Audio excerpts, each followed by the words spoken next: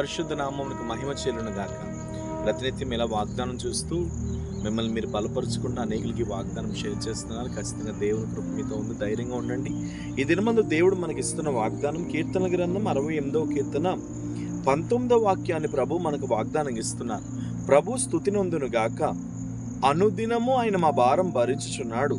దేవుడే మాకు రక్షణకర్త అయి ఉన్నాడు. దేవునికి స్తోత్రం.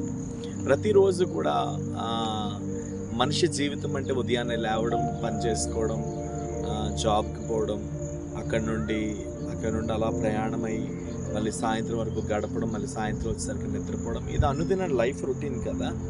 ఇదిగో ఈ రోజున నేను ఖచ్చితంగా చెప్పగలను, నా ప్రియమైన దేవుని బిడ్డ, ఈరోజు నేను దేవుని పేరట నేను చెప్తున్నాను, ఎవరు నీ భారం భరించినా, ఎవరు నీ భారం భరించకపోయినా, ఎవరు నిన్ను మోసినా, ఎవరు నిన్ను మోయకపోయినా, ఎవరు నీ పట్ల కనికరం ఉంచినా, ఎవరు నీ పట్ల కనికరం ఉంచకపోయినా, ఎవరు నిన్ను ప్రేమించినా, ఎవరు నిన్ను ప్రేమించకపోయినా, ఒకటి మాత్రం నేను చెప్పగలను, అనుదినం నీ భారమును మాత్రం యేసయ్య భరిస్తున్నాడు. హల్లెలూయా.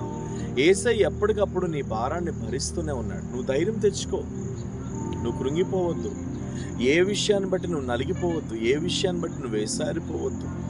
నా భారాన్ని ఎవరు చూస్తారు, నన్ను ఎవరు పట్టించుకుంటారు? ఎన్నడూ కూడా నేను వినలేని ఒక విషయం ఏంటంటే, ఈ దినాల్లో ఓల్డ్ ఏజ్ హోమ్స్ అని వింటున్నాను. ఒకప్పుడు మా చిన్నతనాల్లో కానీ లేదా మీ చిన్నతనాల్లో కానీ ఓల్డ్ ఏజ్ హోమ్స్ అనేవి ఉండేవా? కానీ ఈ రోజుల్లో ఎక్కడ చూసినా ఓల్డ్ ఏజ్ హోమ్స్ ఎక్కువగా ఉంటున్నాయి.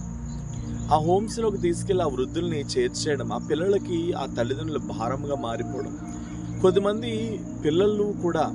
పిల్లలంటే తల్లిదండ్రులకి భారంగా మారిపోయి హాస్టల్స్లో జాయిన్ చేయడం, పోషించుకోలేని పరిస్థితి, నడవలేని పరిస్థితి.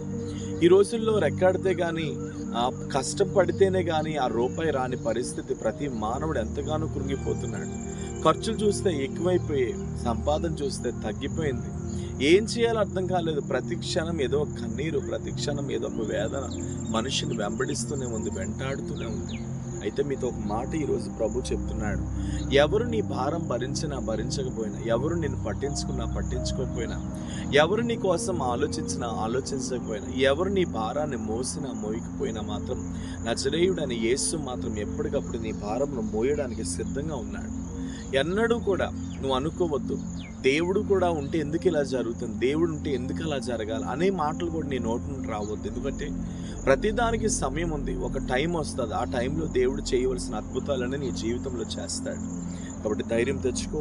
ఈ దినమందు ఆయన కృప నీతో ఉంది. ప్రతి క్షణం ఆయన నిన్ను నడిపిస్తాడు, ప్రతి క్షణం ఆయన నీ పట్ల ఉన్నాడు. అనుదినం నీ భారం భరించడానికి సిద్ధంగా ఉన్నాడు. ఆ దేవుడు నీకు రక్షణకర్తగా ఉండబోతున్నాడు.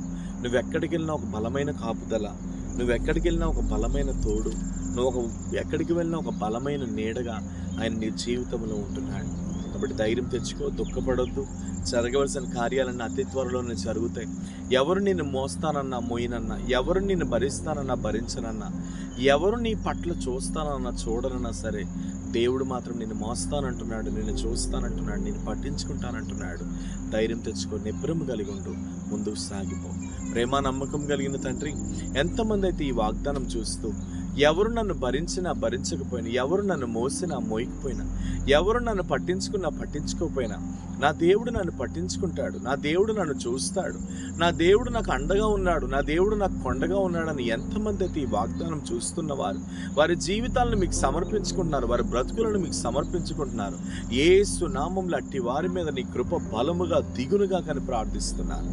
తగిన శక్తి నుంచండి. ఎన్నడూ మీరు వారి చేతిని విడవద్దు. మీ కొరకు నిలబెట్టండి, అనేకులకు దీవెనకరంగా మార్చండి. తండ్రి, ఎంతమంది అయితే ఈ వాగ్దానం చూస్తున్నారు, ఆ వాగ్దానం చూస్తున్న వారి మీద నీ కృప బలముగా దిగునుగాక యేసు నామములో.